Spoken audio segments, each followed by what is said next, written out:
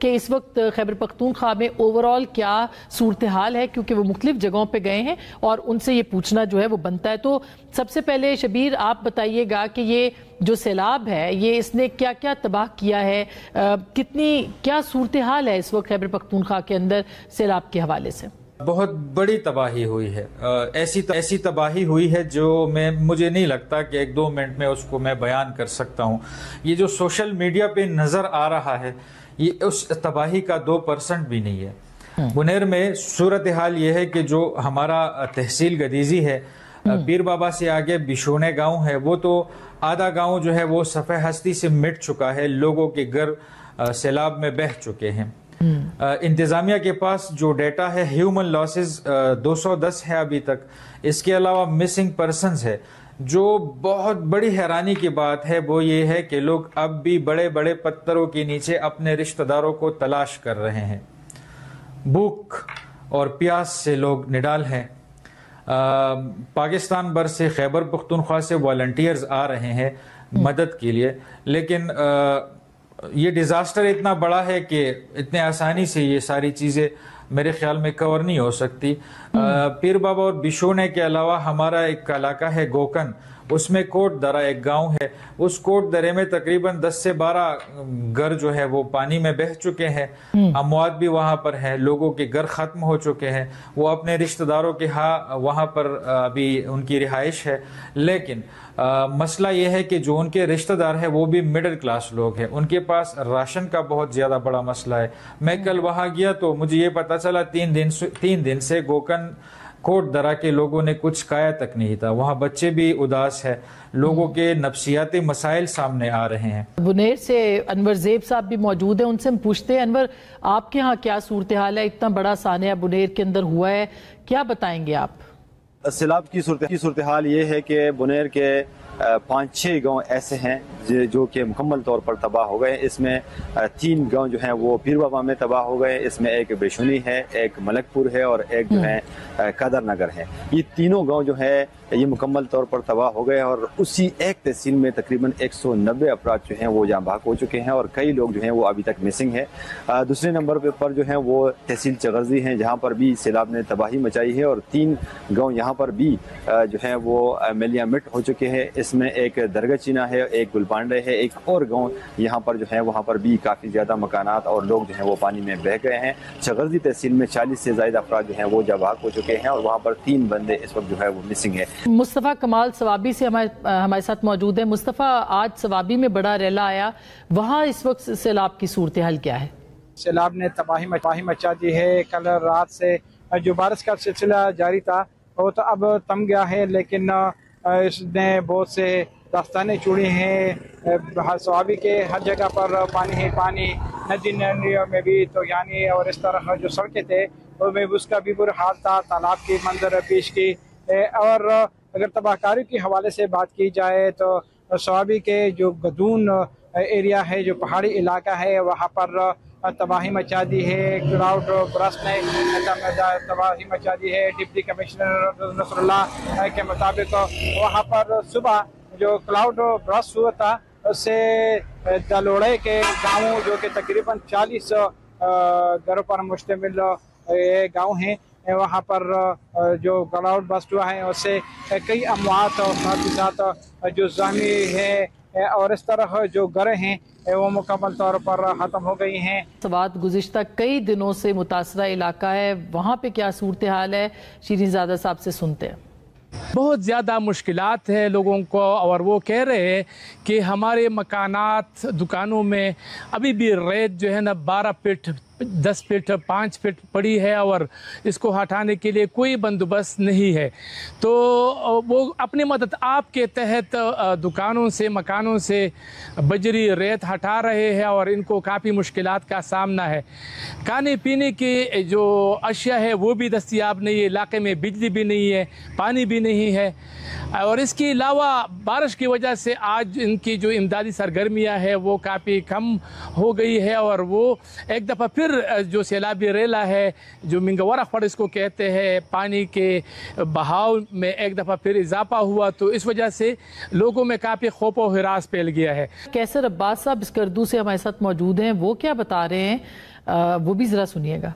जी, इस वक्त गिलगित बल्तिस्तान कुदरती आफात की जद में है। क्लाउड बर्स्ट के बाद बल्तिस्तान के चारों अजला में इस वक्त सैलाबी तुग़यानी नज़र आ रही है। अगर मैं स्कर्दू की बात करूं तो स्कर्दू के नवाही इलाकों जिनमें अड़गयुल, फापा, खरपितो और बुरगे नाले से आने वाली जो सैलाबी तुग़यानी है, इस सैलाब ने लोगों को काफ़ी जो है नुकसान पहुँचाया है। लोगों के घरों को और जो खड़ी फसलें हैं वो शदीद इस वक्त मुतासिर है। अगर मैं ज़िला गांची की बात करूँ तो कुंदुस गाँव, बिलागुन और हल्दी में जो है शदीद सैलाब के बाद जो है लोग इस वक्त खेमा बस्ती में ज़िंदगी गुजारने पर मजबूर है। और इसी तरह से शिगर में और खरमंग के इलाके, कमंगू और कतिशों में जो है सैलाबी सूरत हाल के बाद लोग इस वक्त जो है बेघर हो रहे हैं, बहुत ज़्यादा मुश्किलात का सामना करना पड़ रहा है।